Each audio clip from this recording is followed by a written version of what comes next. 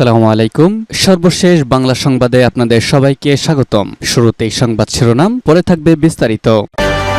ঘুরে গেল যুদ্ধের মোড়, এবার ইসরায়েলকে গুঁড়ো গুঁড়ো করে দেবে ইরান। সীমান্তে হিজবুল্লাহর কঠোর প্রতিরোধ, আজও হতাহত বহু ইসরায়েলি সেনা।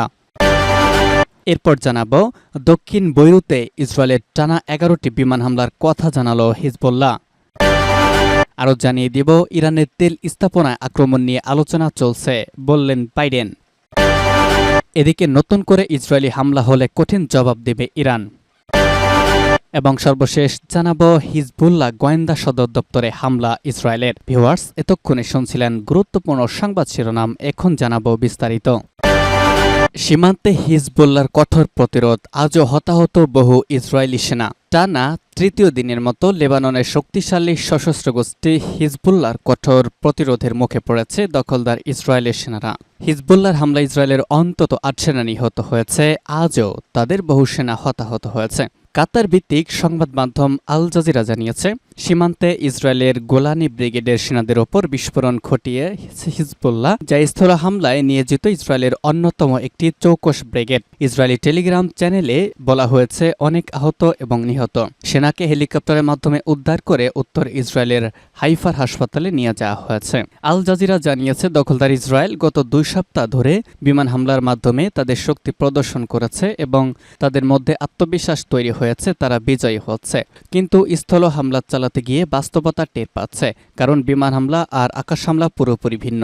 এমনকি যুদ্ধক্ষেত্রে যাওয়া প্রত্যেক ইসরায়েলি সেনা এটি জানেও হামাস আর হিজবুল্লাহ এক নয়। হিজবুল্লাহ হামাসের যে অনেক শক্তিশালী এবং লড়াই করার প্রশিক্ষিত বাহিনী, জানিয়েছে আল জাজিরা।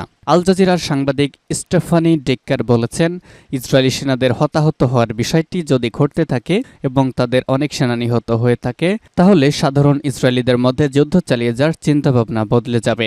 এদিকে গতকাল প্রথমবারের মতো লেবাননের ভেতর ঢোকার চেষ্টা করেছিল ইসরায়েলি সেনারা। তারা ভেবেছিল গাজার মতো লেবাননেও সহজে ঢুকতে পারবে, কিন্তু প্রথম দিনই হিজবুল্লাহ যোদ্ধাদের হাতে হতাহতের শিকার হয় তারা। দক্ষিণ বৈরুতে ইসরায়েলের টানা 11টি বিমান হামলার কথা জানালো হিজবুল্লাহ।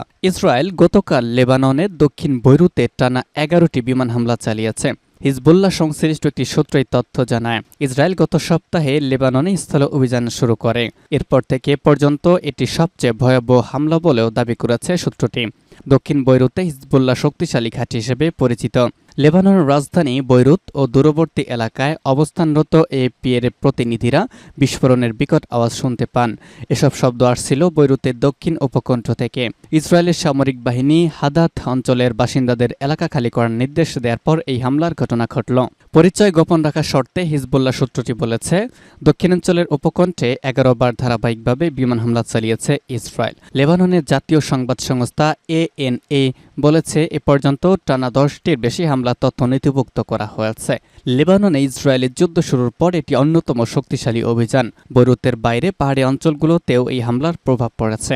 গতকাল সকালে ইসরায়েলি সামরিক বাহিনীর আরবি ভাষার মুখপাত্র আবিয়াজ আদ্রাইস দক্ষিণ বৈরুতের বুর্জ এল বারাজনে এলাকার বাসিন্দাদের এলাকা ছাড়ার জন্য একটি জরুরি সতর্কতা জারি করেন। পরে ওই মুখপাত্র বৈরুতের দক্ষিণে হাদাত এলাকার জন্য একটি উচ্ছেদের আদেশ জারি করেন। সামাজিক যোগাযোগ মাধ্যম এক্সে দেওয়া একটি বিবৃতিতে আবিয়াজ আজরাই বলেন, আপনারা হিজবুল্লাহর ঘাঁটি ও স্বার্থ সংশ্লিষ্ট এলাকার কাছে অবস্থান করছেন, আর IDF ইসরায়েলি সামরিক বাহিনী নিকট ভবিষ্যতে তাদের বিরুদ্ধে কাজ করছে। হিজবুল্লাহ ঘনিষ্ঠ একটি সূত্র বলেছে, গতকাল সন্ধ্যার দিকে বৈরুত বিমানবন্দরের পাশে একটি ওয়ার হাউস লক্ষ্য করে আরেকটি হামলা চালানো হয়, তবে ওয়ার হাউসটি কী ছিল তা জানা যায়নি। ইরানের তেল স্থাপনায় আক্রমণ নিয়ে আলোচনা চলছে, বললেন বাইডেন। মার্কিন প্রেসিডেন্ট জো বাইডেন জানিয়েছেন, ইরানের তেল স্থাপনায় সম্ভাব্য ইসরায়েলি আক্রমণ নিয়ে আলোচনা চলছে। আজ জার্মান সংবাদ মাধ্যম ডয়েচে ভেলের এক প্রতিবেদনে তথ্য জানানো হয়েছে। হোয়াইট হাউসের সাংবাদিকরা বাইডেনকে প্রশ্ন করেছিলেন, ইসরায়েল কি ইরানের ক্ষেপণাস্ত্র হামলার জবাব দিতে গিয়ে তেহরানের তেল স্থাপনা আক্রমণ চালাবে? এর জবাবে বাইডেন বলেছেন, আমরা আলোচনা করছি। বাইডেনের এই মন্তব্যের পরে আন্তর্জাতিক বাজারে অশোধিত তেলের দাম 5% বেড়ে যায়। তবে সর্বাত্মক লড়াই এড়ানো যাবে বলে মনে করছে বাইডেন। মার্কিন প্রেসিডেন্ট বলেছেন, আমি আমি মনে করি আমরা তা এড়াতে পারব, তবে আমরা ইসরায়েলকে সাহায্য করব। তিনি বলেন, আজই কিছু হচ্ছে না। এর আগে বাইডেন জানান, ইরানের পারমাণবিক কেন্দ্রে ইসরায়েলের হামলা তিনি সমর্থন করেন না। জাতিসংঘে ইসরায়েলের দূত ড্যানি হ্যানন গতকাল সিএনএনকে বলেছিলেন, প্রত্যাঘাতের ক্ষেত্রে অনেক বিকল্প আছে। আমরা শীঘ্রই তেহরানকে আমাদের শক্তি কতটা তা দেখাতে পারব। গত মঙ্গলবার ইসরায়েলে ক্ষেপণাস্ত্র হামলা চালায় ইরান। এরপরেই ইসরায়েলের প্রধানমন্ত্রী বেনিয়ামিন নেতানিয়াহু বলেন, তারা এর কড়া জবাব দেবে।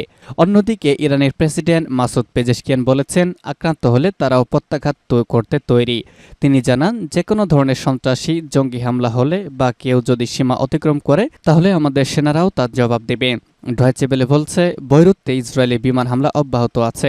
আজ সকালেও বৈরুত আন্তর্জাতিক বিমানবন্দরের কাছে ইসরায়েলি বিমান হামলা হয়েছে বলে লেবাননের পরিবহন মন্ত্রণালয় জানিয়েছে। তবে এতে কতটা ক্ষয়ক্ষতি হয়েছে তা জানা যায়নি। এছাড়া বৈরুতের দক্ষিণের শহরতলিতেও মধ্যরাতের পর ইসরায়েলের বিমান হামলা হয়েছে। এই জায়গা হিজবুল্লাহর শক্ত ঘাঁটি বলে পরিচিত। এদিকে নিউ ইয়র্ক টাইমসের রিপোর্টে বলছে, হাসান নাসরুল্লাহ সম্ভাব্য উত্তরসূরি হিসেবে যাকে ভাবা হচ্ছে সেই কাশেম সাফিদ্দিনকে টার্গেট করেছে ইসরায়েল। তবে ইসরায়েলের সেনাবাহিনী এই ব্যাপারে কোনো মন্তব্য করেনি। নতুন করে ইসরায়েলি হামলা হলে কঠোর জবাব দেবে ইরান। সম্প্রতি অবরুদ্ধ গাজা উপত্যকা লেবাননে হামলা, হিজবুল্লাহ এবং ফিলিস্তিনি গ্রুপ হামাসের প্রধান কর্মকর্তাদের হত্যার প্রতিক্রিয়া স্বরূপ ইসরায়েলে 200 ব্যালিস্টিক ক্ষেপণাস্ত্র হামলা চালিয়েছে ইরান। এমন হামলার পর ইরানে পাল্টা হামলার হুঁশিয়ারি দিয়েছে ইসরায়েল। মধ্যস্থতাকারীরা মাধ্যমে মার্কিন যুক্তরাষ্ট্রকে বার্তা দিয়ে ইরান বলেছে, নতুন করে ইসরায়েলি হামলা হলে এর অপ্রথাগত জবাব দেবে ইরান, যেখানে ইসরায়েলি অবকাঠামো লক্ষ্য করে হামলা চালানো হতে পারে। আল জাজিরার এক প্রতিবেদনে বলা হয়েছে এমনটি। প্রতিবেদনে বলা হয়েছে, একজন ইরানি কর্মকর্তা গতকাল বলেছেন, ইসরায়েলি ক্ষেপণাস্ত্র হামলার পর ক্রমবর্ধমান আঞ্চলিক উত্তেজনা মোকাবেলায় কাতারের মাধ্যমে মার্কিন যুক্তরাষ্ট্রকে একটি বার্তা পাঠিয়েছে ইরান।